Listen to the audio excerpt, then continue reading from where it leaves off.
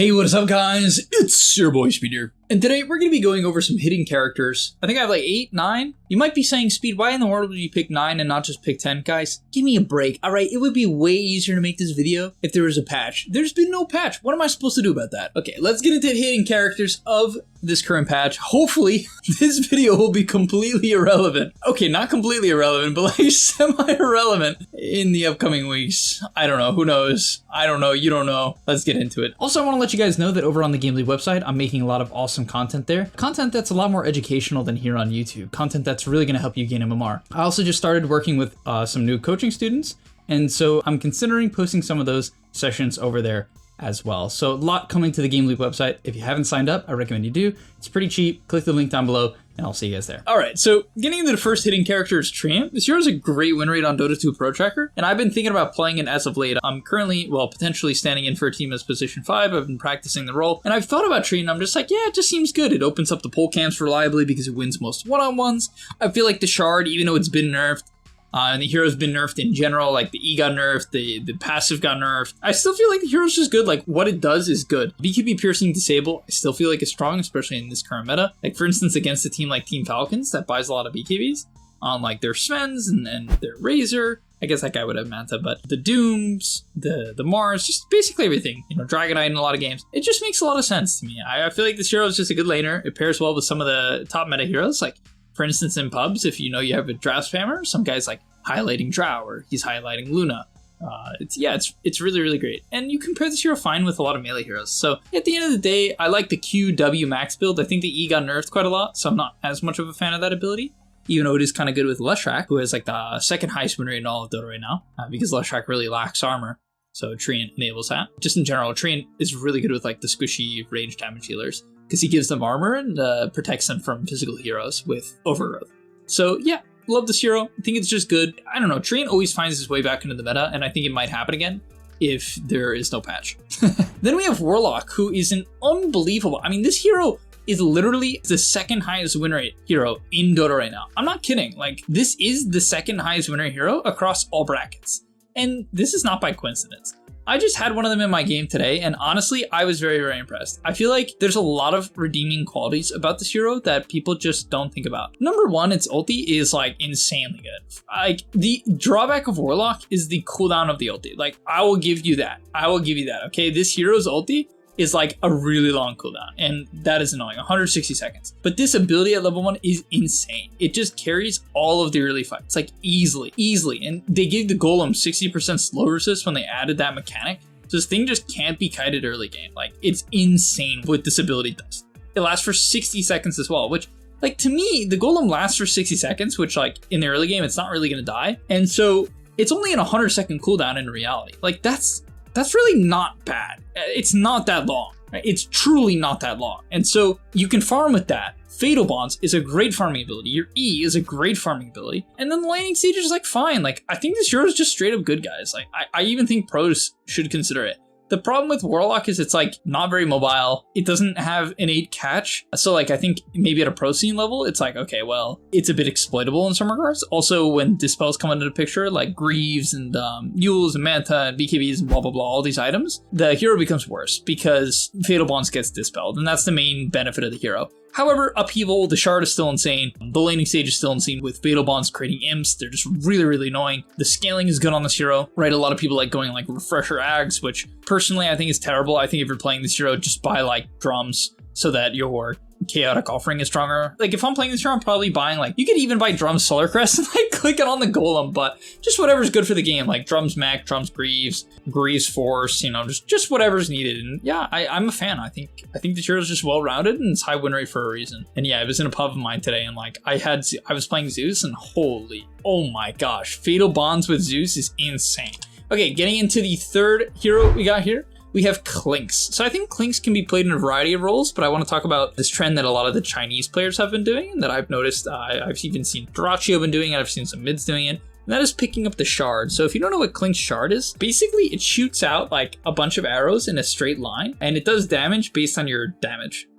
It's a very simple shard, but it's really good. It's low cooldown. It's a 17-second cooldown. It's only a 2-second channel time, and it does 75% of your damage per arrow, and that's 6 arrows. So it's like a ton of damage, right? And it's in this really big line. And one of the best items in Dota right now easily is Gleipnir. And Gleipnir Clinks is absolutely fantastic with Burning Barrage, which is the shard that I've been mentioning, right? This six arrows in the line. Because you Gleipnir, and if you hit a 2-man Gleipnir, it's really easy to set up during the 2-second root timer that is Gleipnir, a 2-second channel time. I mean, there's unbelievable synergy between Gleipnir, Clinks, and this shard. And then the farming potential is insane. I've seen a lot of players having success on this hero, primarily as a mid and a safe laner, and it looks really good to me on either lane. It's pretty sustainable. The Death Pact gives a lot of bonus health in the laning stage. And so yeah, big fan of Clinks. I think it's just a better Riki. Okay, the next build is an Alchemist build that I really want to push. I think the main mistake people are making on Alchemist right now is not buying Sange and Yasha. And I don't really understand why. If you look at some of the other meta heroes that are really good right now, it's heroes that buy Radiance. So for instance, like Abaddon, the main one is Brewmaster, who received an uptick in win rate recently, which is not too surprising to me. That hero is really good. It's like one of the highest win rate heroes on Pro Tracker, and it's rising on Dota buff now too. It's Radiance, which Alk naturally buys, and then heroes like Lifestealer, the Sange and Yasha, also like Troll Warlord. A lot of Sange and Yasha heroes love the changes to Sange and Yasha that they made recently, where they made the status resistance better, they made it cheaper, right? So this item is just way better, and it's fantastic on Alchemist. It increases the healing from your ulti by 20%. It makes you have status resist, so you can run in like a Chad. It gives you attack speed, which works with your passive. Like, to me, a lot of people are going for this very default Blink BKB, and to me, it doesn't even make you that sustainable because you don't have armor, so you have to find a neutral item that gives armor, otherwise you're pretty squishy to physical damage. Or if you go Sange and Yasha, you just have a lot more overall HP, which can work against physical as well as magical, so you're just a generally better frontliner. You're a more well-rounded frontliner. So yeah, I just think that people should consider going Radiant straight into Sange and Yasha, and if you do this, you'll notice the absolute unit that is Alchemist on this timing. It is insane how hard it is to die when you have Sange and Yasha level 12 on Alch. Okay, the next hero is Bat Rider. Nah, I'm kidding, guys. Come on. This hero is a 38% win rate. That is insane. 38. Like, what? 38. I mean, I don't think Bat Rider is like some great hero right now, even at the high level where it like kind of is okay because it can farm a fast blink from pause 4. I don't know, like 38? Guys, what are we doing? This hero's not that bad. Okay, then we have MidBrood. Now, I will say, if you're going to play MidBrood or you're going to try this MidBrood, what I would recommend is playing it a lot in unranked first. This hero requires a lot of good mechanics. However, what I will say is that I've been really keen on MidBrood. Number one, I've seen MidBrood picked as somewhat of a response to Coddle mid, which sounds a little bit weird, but Coddle lets most heroes freeform, and then the Brood is such a fast-paced hero with Spin Web. From the mid lane, you can get to the side lane so quickly that you can actually keep tempo with Coddle. You're actually really great at solo killing Coddle as well, because he doesn't skill Blinding Light, and as a result, you can solo kill him with Silken Bola, right? He just has no ways to deal with the spiders besides trying to kill them with Illuminate, which, you know, if you try to charge and Illuminate, number one, Brood can easily get out of the way with his movement speed, and often the spiders just won't die to a semi-charged Illuminate. So I've seen this be really cool, even if you're not against Coddle. I just really feel like the tempo that Brood mid can keep up is really great. I'm a big fan of like Phylactery, like Tread's Phylactery. You just get really tanky early on, then going into like a Bloodthorn with a BKB, just because Bloodthorn Brood is pretty OP. Alright, getting to the next one is something I'm really fond of, and that's Safe Lane Nature's Prophet. So I think the biggest thing people do wrong with Prophet right now is it's played as this like support that still TPs around the map. But guys, and with Sprout, guys, they killed it. Number one, they killed it. They like really hurt TP cooldown early on. They hurt Sprout early on. They hurt this hero's base stats early on. People know what to do against Sprout. Like, I really think people just need to understand that Furion's like sort of okay if you just don't play for this minute 2 to 3 timing anymore. Instead, you pick this hero as a safe laner, which it has been in the past a ton, and you can go this like Gleipnir Furion, right?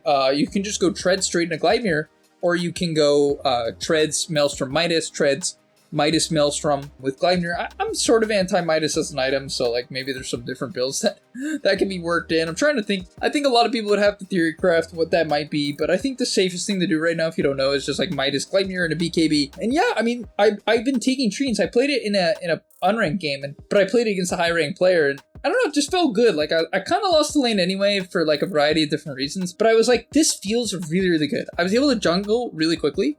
And once I hit max treants, like, it just felt like I could farm like crazy. It felt like I could push out waves like crazy. And I could connect to fights with this, like, bonus damage on TP that the hero just still has. And when you get to the later levels and you make up for all the nerfs by just getting levels and not taking Sprout, like literally I just skipped Sprout completely. I'm just TP and treants because people were buying Quelling Blades. Like I'm baiting people to buy Tangos and Quelling Blades. Like I don't need a Sprout. So yeah, I just think that Hero's core is like pretty cool. And treants are like still kind of decent. I mean, they do no damage to melee heroes, but they zone out ranged heroes basically completely from the lane. And they still are good for last hitting and denying. So yeah, I would give it a shot. Okay, then finally is Dazzle Core. Maybe this isn't too much of a shock to some of you guys, but like Dazzle Core is really good. Also, something people don't know is that if you buy bots on Dazzle, you can lower the cooldown of your TP by using your ulti. One of the recent changes to Dazzle is they made it where your ulti no longer reduces the cooldown of your items, but with one exception, and that is Boots of Travel. So the builds people are doing is just Ags, Boots of Travel, Octarine Core. And then you just play around TPing everywhere and spamming your abilities. Then you buy like an Aether Lens, maybe a BKB just so you don't get gone on and die, maybe a Force Staff. You just sit in the bag. This hero's a really great laner. It can farm Ancients from the off lane or the mid lane. I think this hero is honestly a good safe laner as well. I'm not kidding. It can hit nasty timings in the mid to late game. And so yeah, give Dazzle Core a try if you're looking for something that has a very sustainable lane, but also scales into the game. Alright, thank you guys so much for watching. If you enjoyed or there's anything you've been playing that you want to leave in the comments, I think everyone would appreciate it if you do. If there's something you've been cooking on, you want to share with the community.